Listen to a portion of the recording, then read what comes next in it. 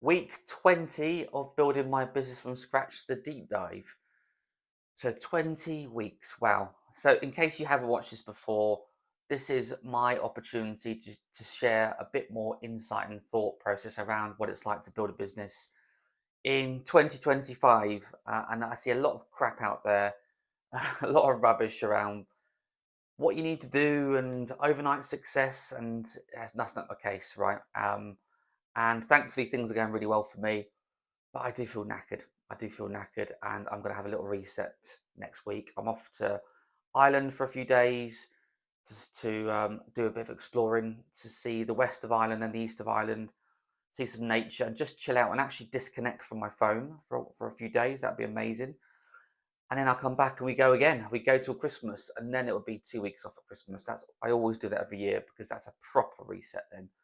So anyway, I have 5 key reflections from this week. Oh, and the reason I do this is not just for me; it's for you. So if you're a founder of your if you're a founder or if you're an entrepreneur, and also I don't edit this video, I keep it unscripted, as you can see. If I start mumbling,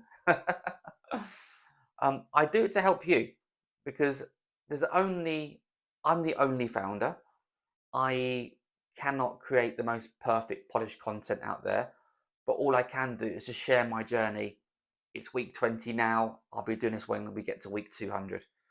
And just different challenges along the way, right? There'll be lots, hopefully, lots more ups than downs, but there will be downs, and I'll just be open about it. And this is my well, it's my third business really. My third business that I'm looking to scale. I'm 43 now. My plan is to scale it till 50. That's the easy thing, right? No particular reason other than 50, just a round number. So I love what I do. I feel very, very blessed.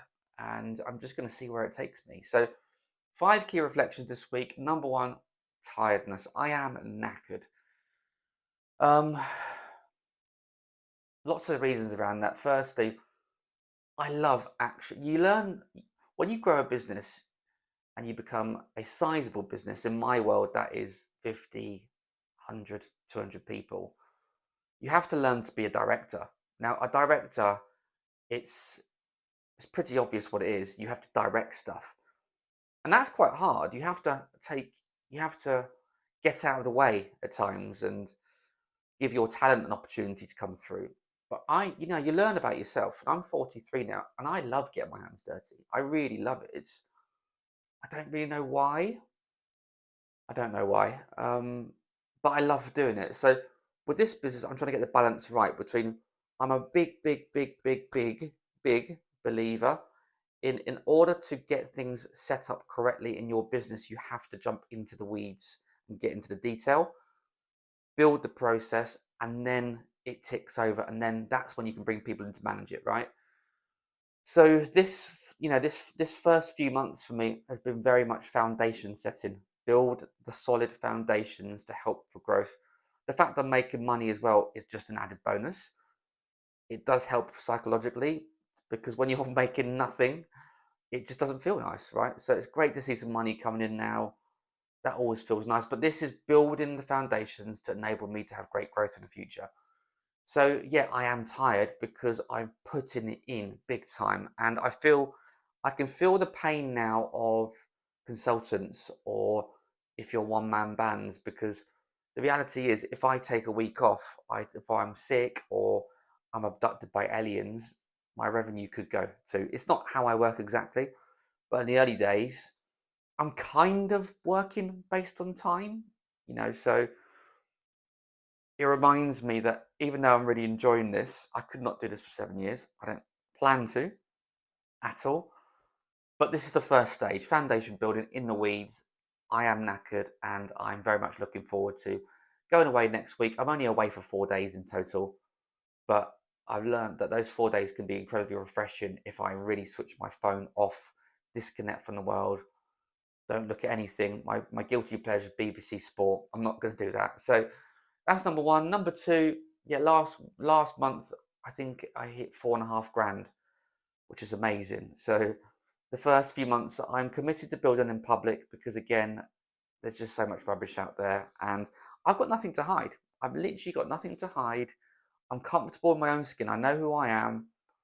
And I am, of course, supremely confident as well that even though I have had really tough times and there is still self doubt, despite I've done it many times before, you absolutely get self doubt. You look at the youngsters coming through and you think, am I as good as am I as good as I used to be?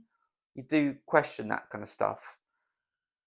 Um, but things are going great, and yeah, last month was a great month to get into the thousands and get that validation. It'll probably be a similar month in October, but like I said, I'm actually not looking at. For me, the first judge will come in January, right? I'm currently building out the program with my founding members. That's one of my revenue streams. I'm doing some mentorship roles on the side. That's another revenue stream, and there's another revenue stream which is coming pretty soon. So for me, this year is foundation building, and then January, that's what I'm going to plan for to really go for it, the first phase. And to be open, my target in January is to hit 30K. I want to hit 30K in January, and then it's like, well, can I keep replicating that? So that's number two. Number three is working with founders is awesome. It is. I love it. I absolutely love it. To all you corporates out there, I'm sick of working with you.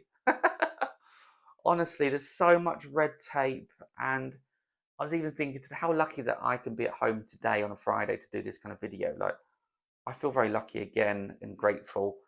I'm not, I could be earning, I know this because we got offered it, I could be earning 500,000 a year as a senior employee in a big four company easily, but being deeply unhappy. And I don't want to take a dig at the people that do that because they need to do what they need to do for themselves and their family, right? I respect that massively. But for me personally, I could grow this business a lot faster if I work with corporates or I work with big companies. I don't want to.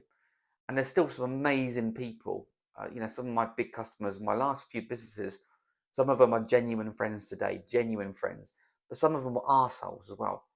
And even the friends still had hoops to jump through. So I just love working with founders, and we're all in the same place. We're all trying to make a better life for ourselves and our family. And yeah, it may obviously the fact that I've done this twice now in two different sectors, I've invested in 10 companies plus. I am experienced.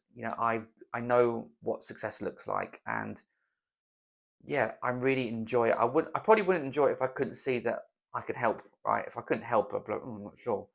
But every time I speak to a founder, I'm like, I can help you, which feels good.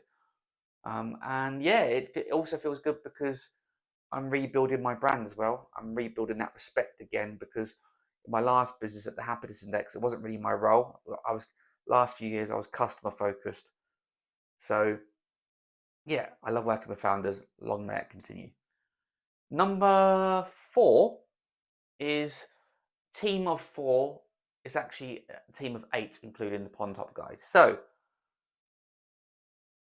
this is the modern way of working for me, and I will absolutely hire employees at some point in the future. But because I'm building lean, in the early days, it's really hard to understand what type of skill set you need within the business.